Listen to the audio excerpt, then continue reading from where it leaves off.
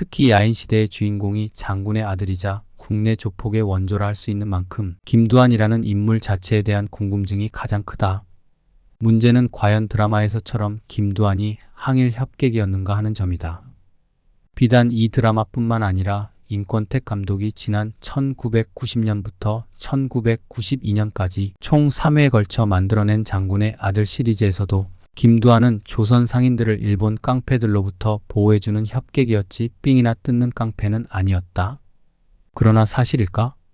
대답은 긍정하기 힘들다는 쪽으로 기울어지지 않을까 싶다. 물론 일제의 압제가 들이우는 상황에서 느끼는 일종의 대리만족으로서 종로 조선 상인들이 일본 깡패들을 혼내주는 김두한 패거리에 대한 호감을 가지고 있었을 수도 있을 것이라 당시를 상상해본다.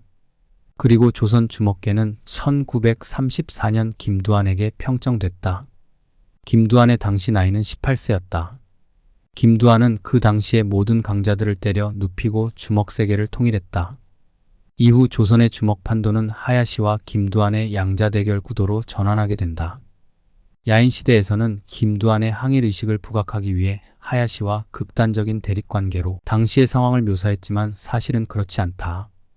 둘은 갈등보다 동반자적인 관계로 각자의 수익 구조를 유지했다.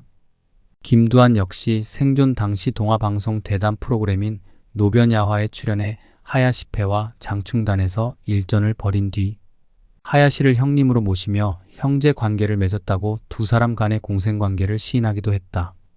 극 중에서도 어느 정도 드러나는 사실이기는 하지만 혼마치, 즉 지금의 충무로 일대를 주름잡고 있던 하야시라는 인물은 이름에서 풍기는 냄새와는 달리 평안도 출신의 조선 사람인 선우영빈이었고 그의 수하에 있던 이들도 대부분 조선인이었지 일본인은 아니었다.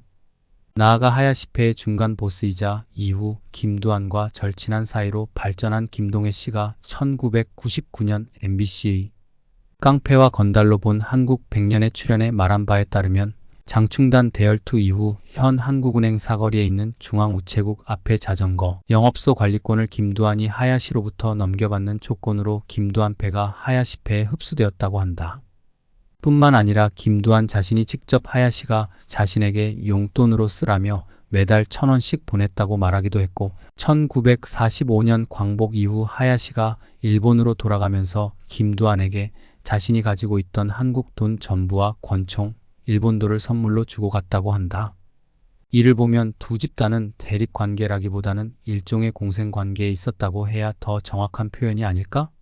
다만 두 집단 간의 차이가 있다면 먼저 하야시패가 김두한 패보다는 조금 더 일본에 가까웠다는 사실이 하나일 테고 김두한 패는 하야시패가 상인들로부터 뜯는 삥의 절반만을 뜯었다는 사실이 둘 사이의 차이라면 차이일 것이다.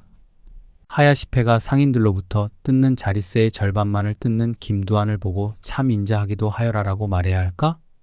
김두한은 일제에 맞서 싸운 독립운동가인가? 그냥 깡패인가?